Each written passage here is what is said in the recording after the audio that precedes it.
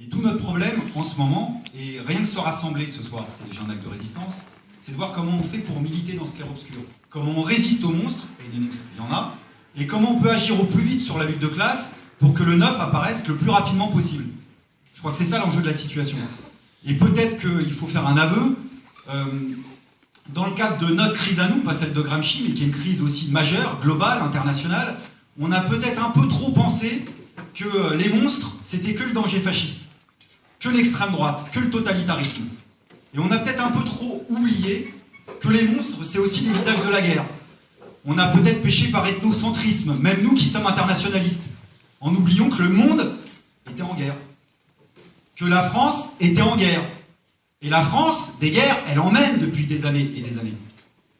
Et il y a eu une tragique piqûre de rappel qui est venue nous redire tout ça.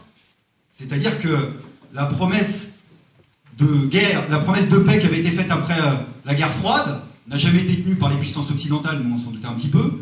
Et on a vu très rapidement, après le temps de la guerre froide, se succéder le temps des guerres chaudes. Chaudes comme le pétrole, comme le gaz, comme les intérêts économiques des puissances occidentales dans la région.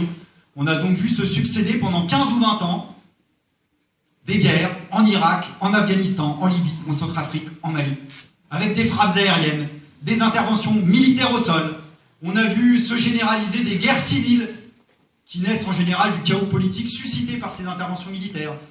On a vu s'intensifier les guerres d'occupation, et notamment la guerre d'occupation, nous on n'oublie pas que mène Israël sur le peuple palestinien. Et cette lutte-là, on ne l'oublie pas même en ce moment. Quand on sait à quel point la communauté internationale pourrait appliquer les résolutions qu'elle a votées à maintes et maintes reprises favorables aux Palestiniens, et qu'elle ne le fait toujours pas parce qu'elle n'en a pas la volonté politique, voire elle en a la volonté politique opposée. Et puis il y a un nouveau visage de la guerre qui est apparu, ou plutôt qui existait avant, et qui s'est renforcé. Un nouveau monstre, le terrorisme aveugle d'Al-Qaïda, et puis maintenant de Daesh, c'est-à-dire mené par un courant religieux, intégriste, obscurantiste, qui a un projet de société, une société dans laquelle il n'y a pas de droit, il n'y a pas de liberté, il n'y a pas d'émancipation possible, il n'y a pas de joie possible. Le type de courant politique qui n'hésiterait pas, s'il était au pouvoir, à exterminer des courants politiques comme les nôtres, et beaucoup d'autres encore.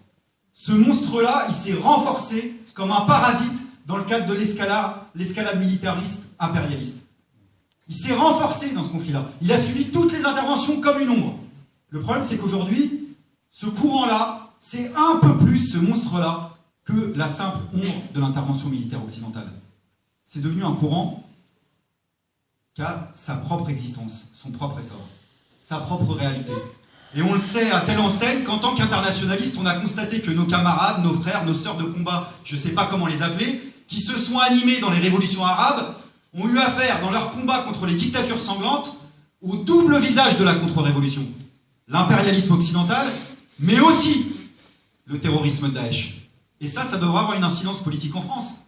Pour les islamophobes de tous bords, et il y en a en ce moment, vous les entendez, qui demandent et qui somment les musulmans de France, pour reprendre leur expression, de se justifier du matin jusqu'au soir de ne pas être avec Daesh, ils oublient simplement que les victimes de Daesh en nombre dans le monde, c'est d'abord et avant tout des musulmans.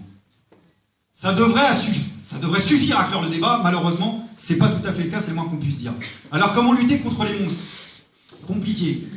Les attentats du 13 novembre, je pense, nous ont tous bouleversés. Moi, à titre personnel, les mots se bousculent quand j'essaye de synthétiser ce que j'ai ressenti. J'imagine comme beaucoup d'entre vous. D'abord, le sentiment de tristesse pour les victimes, pour les familles esseulées, égarées. Pour le sentiment aussi, je dirais,